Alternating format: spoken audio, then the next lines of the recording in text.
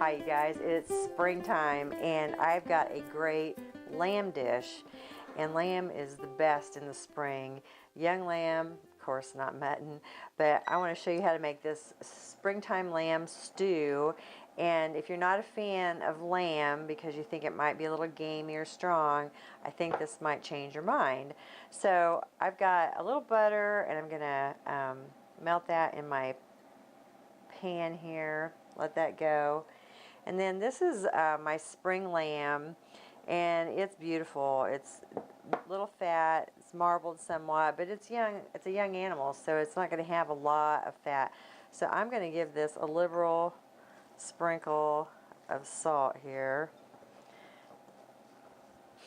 And then I've got pepper. We're just going to give that a little grind here. You can toss this around a little. And I'm using butter because it's going to impart a little bit of flavor. So that's why. Because this isn't a real fatty meat, we can use some butter. So I'm going to drop these in. And we don't want to crowd the pan, but I think my pan is big enough on the bottom. You just want a single layer with some space between the pieces so that it won't steam, because we want this to brown and get color on it. So we're going to put all this in here and let it brown.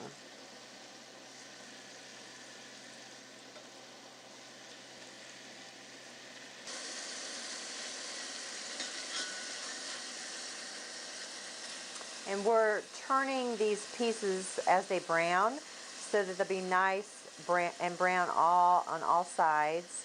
So take your time, make sure that this browns thoroughly, because the browning actually imparts a lot of flavor to the meat.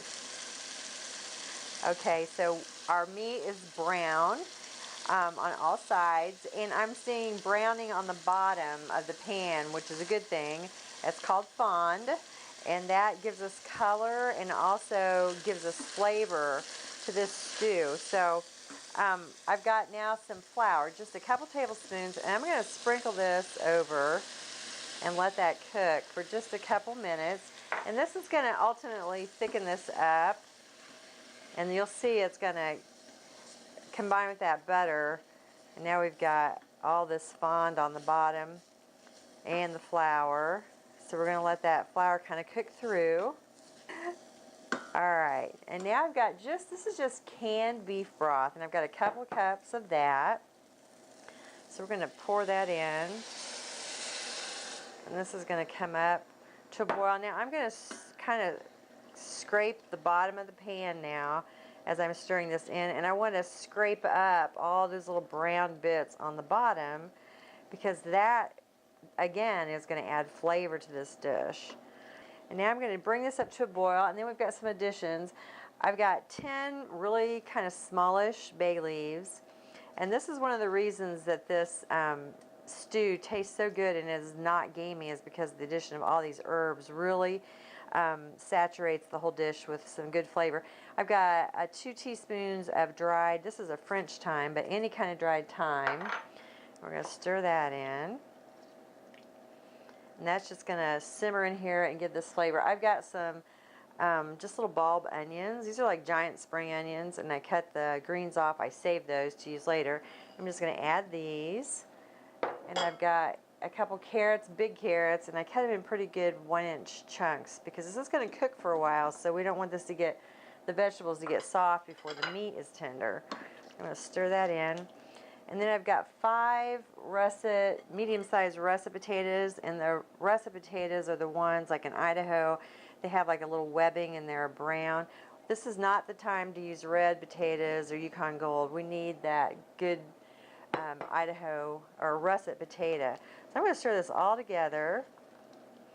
And can you believe this is the hard part? We're done. And now this is I'm going to bring it up to a boil, and then I'm going to reduce it to a simmer. And I'm going to set a timer for 1 hour and 45 minutes. We're going to let this cook away over low heat. Everything is going to get tender and done. And then in the last 15 minutes, I'm going to take the lid off, and that's going to allow the juices to thicken up. So now all we have to do is, it's boiling. I'm going to put the lid on it, and here we go. I'll see you back in a little bit.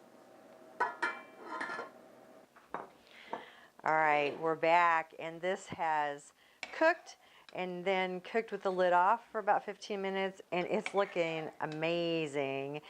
All this meat is tender. We've got a gravy. I'm going to put some in this bowl so we can try it out.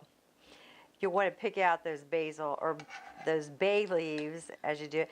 Now, I would serve this with either Mile High biscuits or some of the country, no-knead country crusty bread.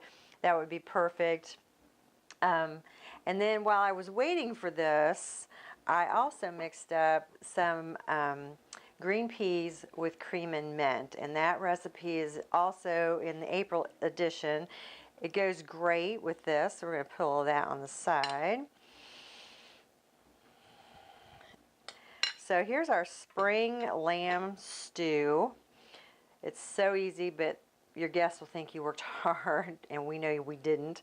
And then our cream peas with that, and then all you need is a piece of bread and a nice dessert. So I guess we'll try this out. What I love about this is it doesn't taste lamby at all, and it doesn't have the usual garlic and rosemary in it. It's totally different. It's tender. It's lamby, but it's not strong at all. And those herbs come through. This is fantastic. So definitely give this a try this spring. You're going to love it. Till next time, enjoy some lamb stew, some peas, and be blessed.